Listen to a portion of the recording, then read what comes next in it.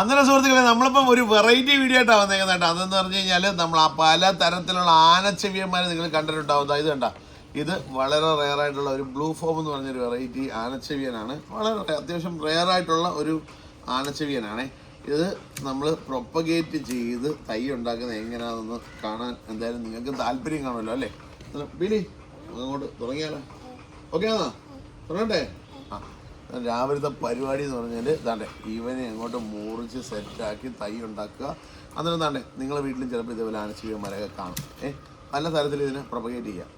അതിനകത്ത് ഒരു മെത്തേഡ് എന്ന് പറയുന്നത് താണ്ടേ ഇനി അടുത്തോട്ട് ഇനി വന്നത് നോക്കി താണ്ടേ ഇതേപോലെ വേര് പുറത്തോട്ട് തള്ളി നിൽക്കുന്ന ഈ ഭാഗം കണ്ട. അന്നേരം ഇവിടെ വെച്ചിട്ട് വേര് കണക്കാക്കിയിട്ട് ജസ്റ്റ് ഒരു കട്ട് അങ്ങ് കൊടുക്കുക, ചരിച്ച് കട്ട് ചെയ്തിട്ട് പതുക്കെ ഇതിനകത്ത് ഇളക്കിയെടുക്കണേ. എന്ന് പറഞ്ഞാൽ ഇത് ഇത്രയും റെയറായിട്ടുള്ളൊരു പ്ലാന്റാണ്. ഒരു സമയത്തെന്ന് പറഞ്ഞു കഴിഞ്ഞാൽ ഇത് കിട്ടാൻ തന്നെ പാടായിരുന്നു കേട്ടോ. മറ്റുള്ള കണക്കല്ല. ഇതിനൊരു പ്രത്യേകത എന്ന് പറഞ്ഞാൽ ഇതൊരു ആനയുടെ പുറംതൊലിയില്ലേ, ആനയുടെ തൊലി, അതേ കണക്ക് അത്രയും കട്ടിയാണ്. അതാണ് അതിൻ്റെ ഏറ്റവും വലിയൊരു പ്രത്യേകത. അതിനെന്താണ്ട് നമ്മൾ ഒരു പ്ലാന്റ് നമ്മളിതിനകത്ത് കട്ട് ചെയ്തെടുക്കുവാണ്. കണ്ട ഇത് കണ്ടല്ലോ, റൂട്ട് ഇതായിരിക്കുന്നുണ്ട്. അത് 1-2 റൂട്ട് വേണം. ഇവിടെ റൂട്ടിരിപ്പുണ്ട്, ഇവിടെ റൂട്ടിരിപ്പുണ്ട്, ഇവിടെ റൂട്ടുണ്ട്. അങ്ങനെ തന്നെ ഇവനെ നമുക്ക് ഒരു പ്ലാന്റ് ആക്കാം. അടുത്തതെന്ന് പറഞ്ഞു കഴിഞ്ഞാൽ ഇതിനെ അങ്ങോട്ട് നോക്കിക്കഴിഞ്ഞാൽ നോക്കുക, വളരെ സമയമെടുത്ത് നോക്കുക, റൂട്ട് എവിടെ ഉള്ളതെന്ന് വെച്ച് നോക്കിയിട്ട് അതിൻ്റെ താഴേന്ന് വീണ്ടും അടുത്തത് കട്ട് ചെയ്യാം.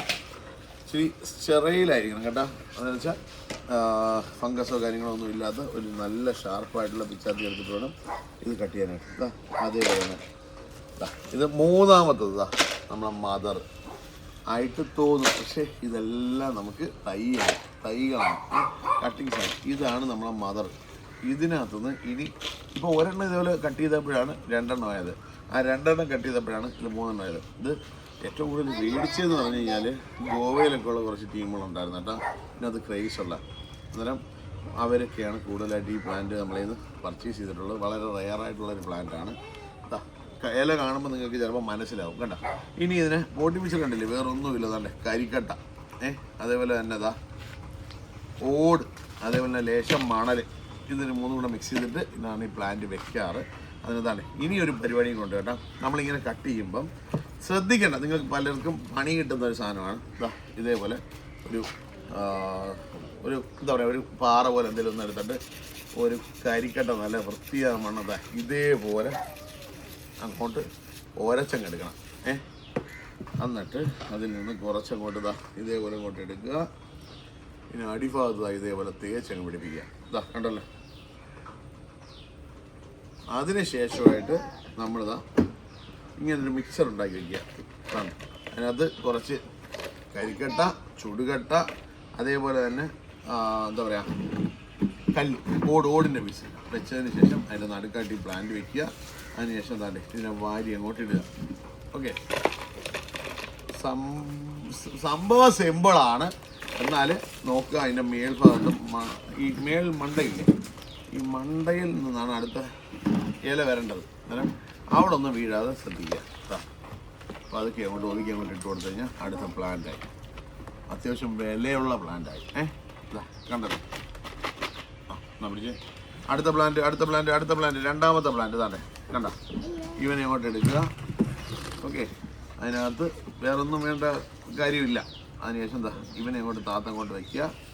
ബാക്കിയുള്ള സാധനം ഇതിനകത്തോട്ട് ഇടുക. കണ്ട,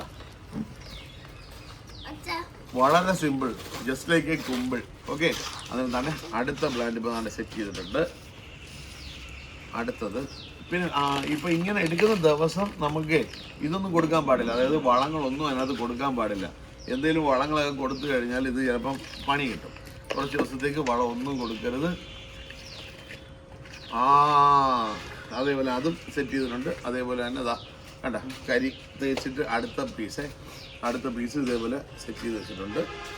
നല്ല വൃത്തിയാവണം. കരി അങ്ങോട്ട് തേച്ചിട്ട് അതിനെയും കൂടെ അങ്ങോട്ട് വയ്ക്കുന്നു.